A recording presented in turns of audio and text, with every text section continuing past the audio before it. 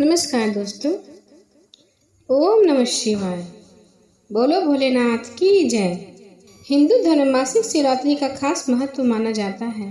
मान्यता है कि जो व्यक्ति इस दिन पूर्ण श्रद्धा और सच्चे मन से भगवान शिव और माँ पार्वती की पूजा अर्चना करता है वो और व्रत रखता है, उन पर भगवान शिव और माँ पार्वती की कृपा बरसती है और उनकी सभी मनोकामनाएं पूर्ण होती हैं। चैत्र महीने के कृष्ण पक्ष की चतुर्थी तिथि को मासिक शिवरात्रि का पर्व मनाया जाता है। इस बार की मासिक शिवरात्रि 7 अप्रैल को मनाई जाएगी। मासिक शिवरात्रि का यह पर्व भगवान शिव और माता पार्वती को समर्पित होता है। भोलेनाथ के साथ साथ माता पार्वती की कृपा पाने के लिए भक्तगण इस दिन पूरे विधि विधान के साथ भगवान शिव और माँ पार्वती का व्रत और पूजन करते हैं। इस बार की मासिक शिवरात्रि कुछ खास मानी जा रही है क्योंकि इस शिवरात्रि पर बहुत से खास संयोग बन रहे हैं। इस बार शिवरात्रि पर सर्वार्थ सिद्ध योग, ब्रह्म योग और इंद्र योग का दुर्लभ संयोग बन रहा है।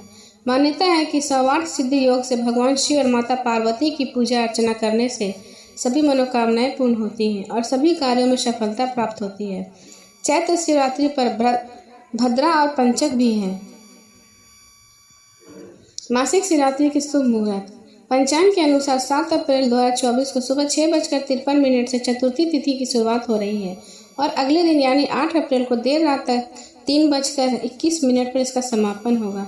शिवरात्रि में भगवान शिव की पूजा रात्रि में करने का विधान है, इसलिए 7 अप्रैल को मासिक शिवरात्रि का पर्व मनाया जाएगा। भद्रा और पंचक का समय। इस चैत्र मासिक शिवरात्रि पर भद्रा और पंचक भी पड़ रहे हैं। भद्रा सुबह 6:53 से शाम 5:07 तक रहेगी और पंचक पूरे दिन रहेगा। मासिक शिवरात्रि के दिन जिन जातकों के जन्म कुंडली में चंद्रमा से संबंधित समस्याएं हैं, उन्हें भी समस्याओं से छुटकारा पाने के लिए यह उपवास जरूर करना चाहिए। मासिक शिवरात्रि की पूजा विधि। इस शुभ अवसर पर प्रातः स्नान कर सुबह उठते ही व्रत का संकल्प लें। एक वेदी स्थापित करें और उसे विधि अनुसार सजाएं। फिर शिव परिवार की प्रतिमा स्थापित करें, उनका पंचामृत से स्नान करवाएं। महादेव को सफेद चंदन का तिलक लगाएं। देवी पार्वती को कुमकुम का तिलक लगाएं। गाय के घी के दीपक जलाएं। खीर का भोग लगाएं। सफेद फूलों की माला अर्पित करें। बेलपत्र पूजा में अवश्य शामिल करें। पूजा में हल्दी, तुलसी और केतकी के फूल का उपयोग न करें। शिव तांडव स्रोत शिव चालीसा का पाठ करें। आरती से पूजा का समापन करें। भगवान से पूजा में हुई गलतियों के लिए क्षमा मांगे। अगले दिन सुबह शिव प्रसाद से अपना व्रत खोलें। शिवरात्रि की कथा के अनुसार चित्रभानु नामक एक शिकारी था। जानवरों की हत्या कर वह अपने परिवार को पालता था। वह एक साहूकार का कर्जदार था, लेकिन उसका ऋण समय पर न चुका सका। क्रोधित साहूकार ने शिकारी को शिव मठ में बंदी बना लिया। संयोग से उस दिन शिवरात्रि थी। शिकारी ध्यानमग्न होकर शिव संबंधी धार्मिक बातें सुनता रहा। उस दिन चतुर्थी को उसने शिवरात्रि का व्रत तथा कथा सुनी। शाम होती साहूकार ने उसे अपने पास बुलाया, ऋण चुकाने के विषय में बात की। शिकारी अगले दिन सारा ऋण चुका देने का वचन देकर बंधन से छूट गया। अपने दिनचर्या की भांति वह जंगल में शिकार के लिए निकला, लेकिन दिन भर बंदीगिरी में रहने के कारण भूख प्यास से व्याकुल था। शिकार खोजते हुआ वह बहुत दूर निकल गया। जब अंधकार हो गया तो उसने विचार किया कि रात जंगल में ही बितानी पड़ेगी। वह वन के एक तालाब के किनारे एक बेल के पेड़ पर चढ़ गया और रात बिताने के लिए इंतजार करने लगा। बेलपत्र के वृक्ष के नीचे शिवलिंग था जो बेलपत्रों से ढका हुआ था। शिकारी को उसका पता न चला। पड़ाव बनाते समय उसने जो टहनियां तोड़ी वे संयोग से शिवलिंग पर गिरती चली गई। इस प्रकार दिन भर भूखे प्यासे शिकारी का व्रत भी हो गया और शिवलिंग पर बेलपत्र भी चढ़ गए। एक पहर रात्रि बीत जाने पर एक गर्भिणी हिरनी तालाब पर पानी पीने आई। शिकारी ने धनुष पर तीर चढ़ाकर जो ही हिरनी को मारने के लिए बाण खींचा तो हिरनी बोली, मैं गर्भिणी हूँ, शीघ्र ही प्रसव करूंगी। तुम एक साथ 2 जीवों की हत्या करोगे जो ठीक नहीं है।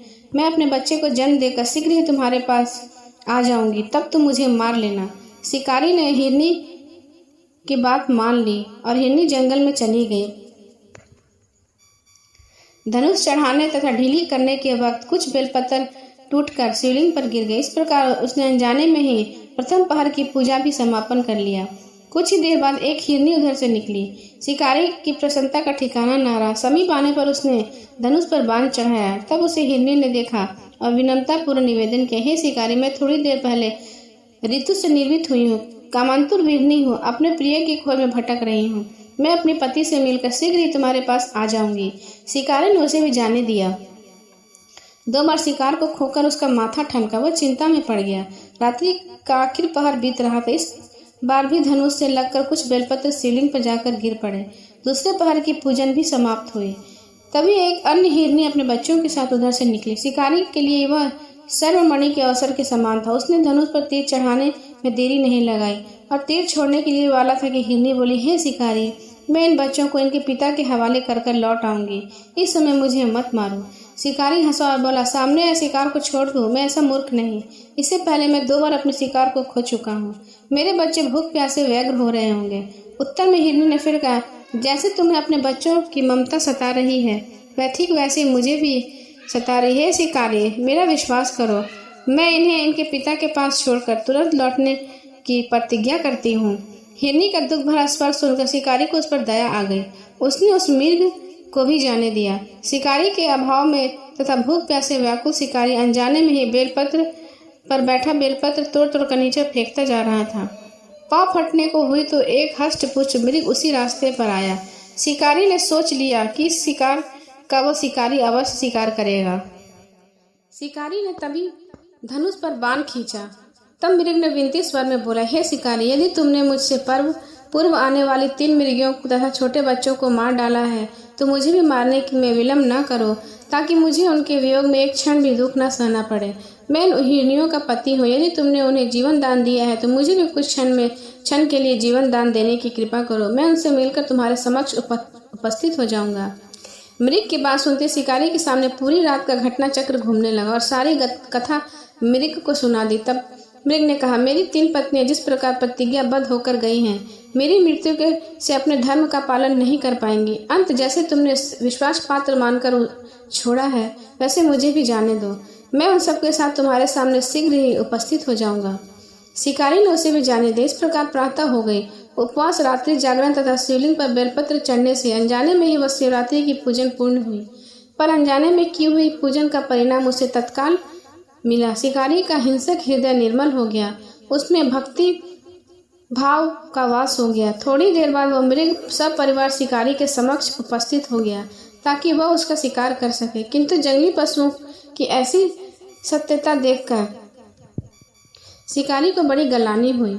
उसने मृग परिवार को जीवन दान दे दिया। अनजाने में शिवरात्रि व्रत का पालन कर शिकारी को मोक्ष और शिवलोक की प्राप्ति हुई और उस दिन से उसने जानवरों को मारना छोड़ दिया और धर्म का रास्ता अपना लिया।